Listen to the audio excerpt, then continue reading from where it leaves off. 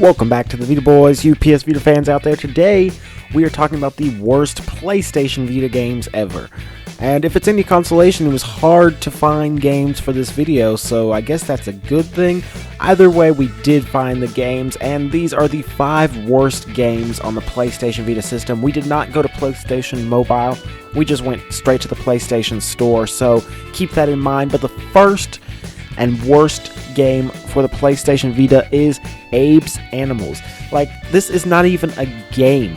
You pay $5 to touch an animal, and I'm pretty sure it doesn't even actually react when you touch it. I played this game, if you want to call it that, forever.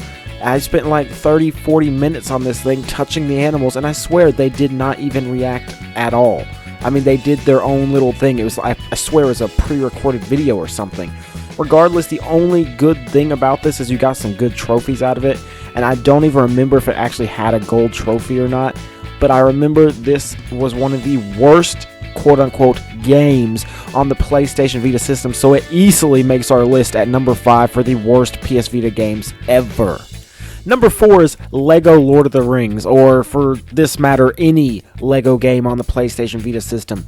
You know it's sad when the PSP Lego games were a million times more fun than the PlayStation Vita Lego games. I mean, I swear they just pump out the same game over and over and over, and they probably play better on the DS. It's unfortunate that they just want money from us, and that's the only reason we get these games over here.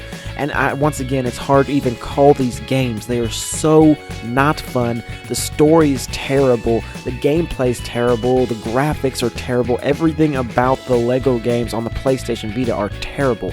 I could not name a single one on the system that is actually fun or even remotely playable. Every single Lego game on the PlayStation Vita is terrible, and I hope they fix that soon. But once again, this easily makes our list at number 4 for the worst PlayStation Vita games. Number 3, every single FIFA game on the PlayStation Vita. It easily makes our list at number 3 for the worst PlayStation Vita games ever because, guess what?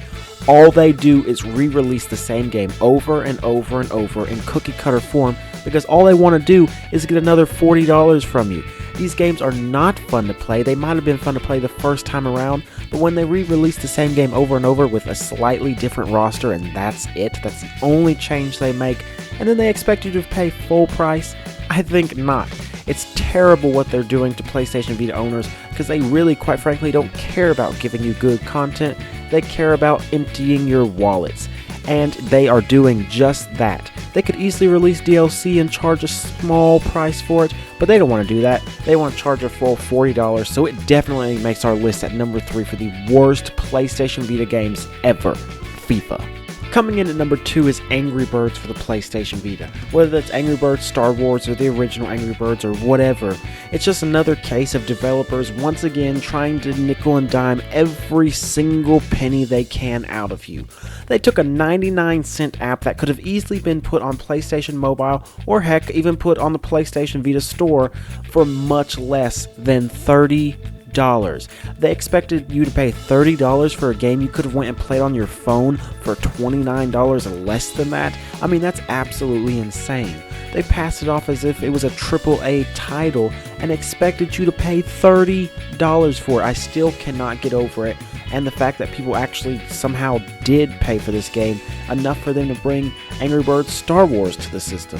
It's quite insane, and it's a terrible, terrible marketing technique. We hate companies that try and get every single penny they possibly can out of people just because they have a big name, whether it's Call of Duty or Angry Birds or whatever. So this easily makes the list at number 2 of the worst PlayStation Vita games of all time. Number 1, everyone can agree on this, Call of Duty Black Ops Declassified. This game was the worst game I have ever played, ever. Not just on the PlayStation Vita system. They put a Call of Duty behind a game that probably shouldn't have even made it onto a mobile system, let alone on the PlayStation Vita. This game was terrible. Terrible shooting, terrible maps, terrible graphics, terrible gameplay all around. It was not fun whatsoever. And it was the first real shooter we got on the system, and people hated it. It definitely hurt the PS Vita's lifetime sales, I guarantee it, and I can guarantee you we may never get another Call of Duty game on the PlayStation Vita system thanks to this stupid ripoff of a game. It was terrible, everyone can agree with me, and it definitely hurt the system overall. It did get made up for by Killzone Mercenary, but I don't think people are going to ever stop being hurt by Call of Duty Black Ops Declassified, the worst PlayStation Vita game of all time. If you guys like this video, please hit that subscribe button because you also get entered in our weekly game giveaway, so you don't want to miss out on that. While you're at it, leave us a comment of what is the worst PlayStation Vita game you've ever played. We definitely want to hear it. Until next time, Vita Boys out.